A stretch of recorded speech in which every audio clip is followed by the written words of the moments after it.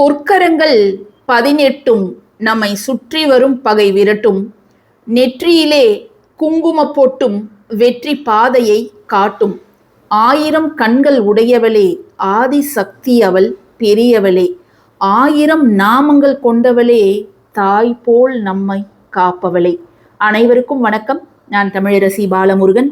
இந்த பதிவு ஆடி மாதத்துல ஒரு வெள்ளிக்கிழமையாவது திருமணமான பெண்கள் அனைவரும் செய்ய வேண்டிய மிக மிக முக்கியமான ஒரு வழிபாடு.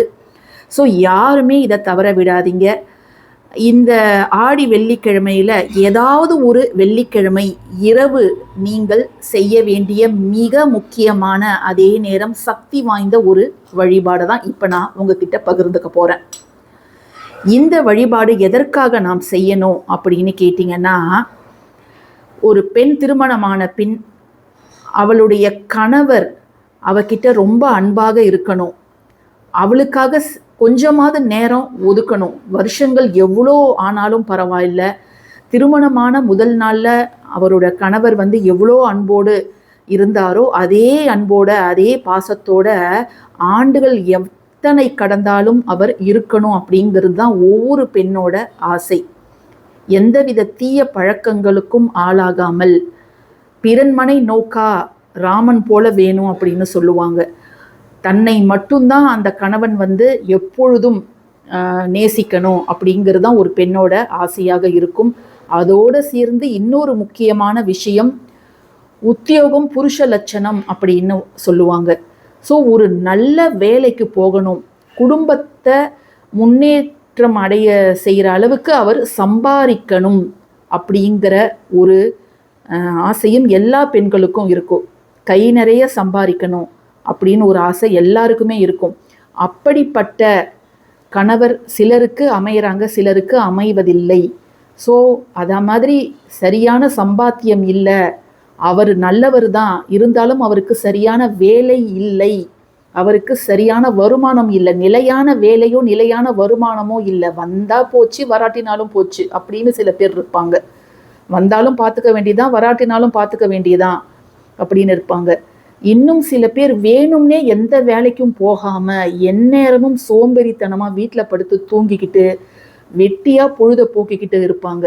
அதுலேயும் அந்த பெண்கள் அப்படிப்பட்ட கணவரை காதலித்து கரம் பிடித்திருப்பார்கள். அந்த நிலைமையை கொஞ்சம் நினச்சி பாருங்க. யார் வீட்டும் சப்போர்ட்டும் இல்லாமல் அந்த பெண் அந்த குடும்பத்தை மேலே கொண்டு வரதுக்கு அவ்வளவு கஷ்டப்படணும். குழந்தைகள் இருப்பாங்க, ஆனால் கணவரோ வெட்டி பந்தாதான் காமிப்பார். ஸோ அந்த கணவர் நல்லா உழைக்கணும், பொறுப்பான கணவராக மாறணும், அல்லது அவர் செய்யக்கூடிய தொழிலில் இருக்கக்கூடிய தடைகள்லாம் போகணும் அப்படின்னு எந்த பிரச்சனை உங்களுக்கு இருந்தாலும் இந்த வழிபாட்டை நீங்கள் ஆடி வெள்ளியில் அம்மனை நினைத்து நீங்கள் இதை தாராளமாக செய்யலாங்க. இந்த ஒரு வழிபாட்டிற்கு நமக்கு தேவையான பொருள் என்ன அப்படின்னு பார்த்தீங்கன்னா கல்லுப்பு தாங்க.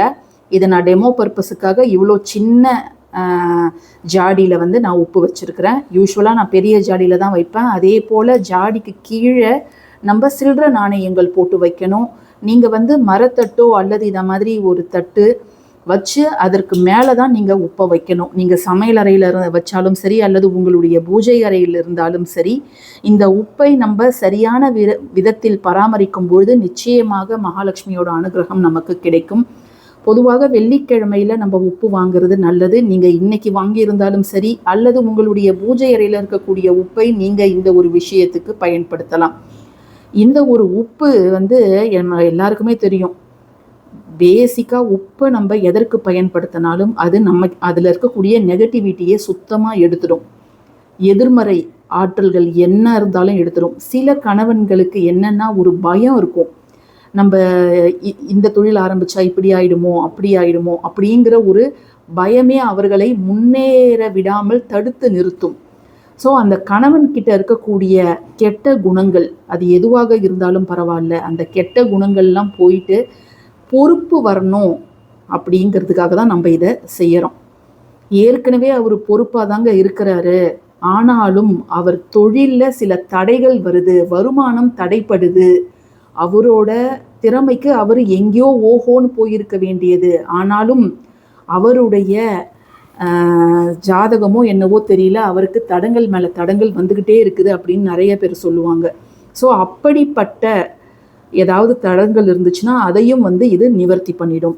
ஸோ நீங்கள் இன்றைக்கி என்ன செய்யணும் அப்படின்னு கேட்டிங்கன்னா, ஜஸ்ட்டு இதை வந்து எப்படி வந்து சொல்லியிருக்காங்க அப்படின்னு பார்த்தீங்கன்னா, ஜஸ்ட்டு ஒரு தேங்காய் சிரட்டை நீங்கள் எடுத்துக்கோங்க.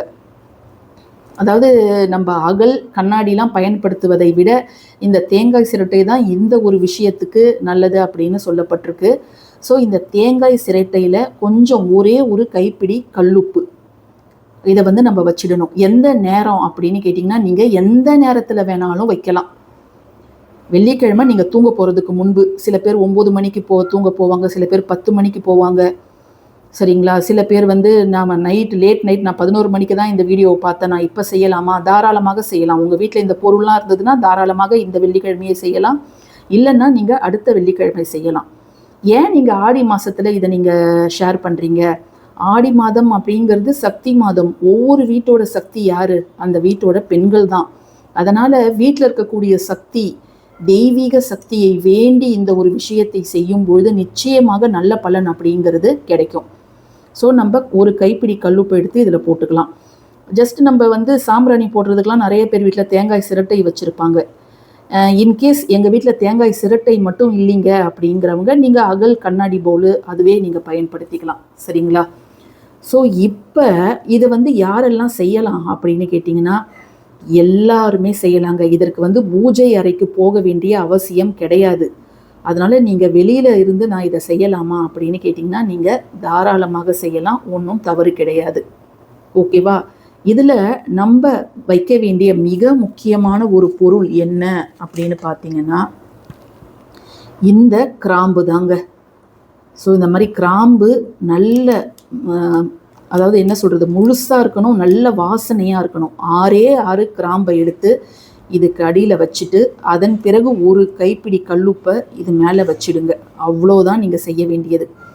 இதை நீங்கள் வச்சுட்டு இதை வந்து நீங்கள் எந்த இடத்துல வைக்கணும் அப்படின்னு கேட்டிங்கன்னா, உங்கள் கணவர் எந்த இடத்துல படுத்து தூங்குவாரோ அந்த இடத்துல இருக்கக்கூடிய வடகிழக்கு மூலை அங்கே வந்து நீங்கள் வச்சிடுங்க.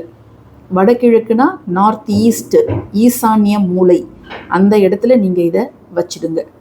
எத்தனை நாளுங்க இது இருக்கணும் அப்படின்னு கேட்டிங்கன்னா, தொடர்ந்து 6 நாட்கள் இது வந்து அங்கே இருக்கலாம்.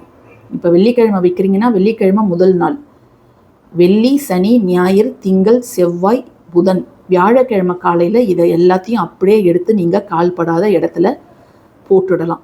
இவ்வளோதாங்க, சிம்பிள்ங்க. இதை மாதிரி நீங்கள் மாதத்தில் ஒரு வெள்ளிக்கிழமை வந்து செய்து பாருங்கள். எல்லாத்துக்கும் அடிப்படை என்னன்னா நம்மளுடைய நம்பிக்கை தான். நம்பிக்கை இருக்கிறவங்க மட்டும் செய்யுங்க. அரை மனசோட செஞ்சீங்கன்னா உங்களுக்கு நல்ல பலன் அப்படிங்கிறது கிடைக்காது. மாற்றம் கொஞ்சம் கொஞ்சமாக தாங்க வரும். ஒரே தடவை செஞ்சேன் அடுத்த நாளே ஒரு அம்பானியாக ஆயிடணும் அப்படின்லாம் நடக்காது. கொஞ்சம் கொஞ்சமாக தான் மாற்றம் அப்படிங்கிறது வரும்.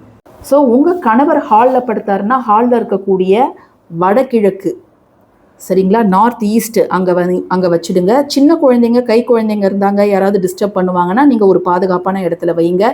தரையிலையும் வைக்கலாம், அல்லது ஒரு டேபிள் பீரோ இருக்குதுன்னா நீங்கள் அங்கேயும் வைக்கலாம். இது வந்து 6 நாள் கணக்கு. வியாழக்கிழமை அன்னைக்கு காலையில் இதை நீங்கள் கால்படாத இடத்துல டிஸ்போஸ் பண்ணிவிட்டு நீங்கள் குளிச்சிடலாங்க. இந்த பதிவு உங்களுக்கு பயனுள்ளதாக இருக்கும்னு நான் நினைக்கிறேன். பயனுள்ள பதிவாக இருந்துச்சுன்னா கட்டாயமாக லைக் பண்ணுங்கள், ஷேர் பண்ணுங்கள், நம்ம சேனலுக்கு சப்ஸ்கிரைப் பண்ணுங்கள். யாரெல்லாம் நம்ம சேனல் மெம்பர்ஸாக ஜாயின் பண்ணணும்னு நினைக்கிறீங்களோ தாராளமாக ஜாயின் பண்ணிக்கோங்க. நன்றி.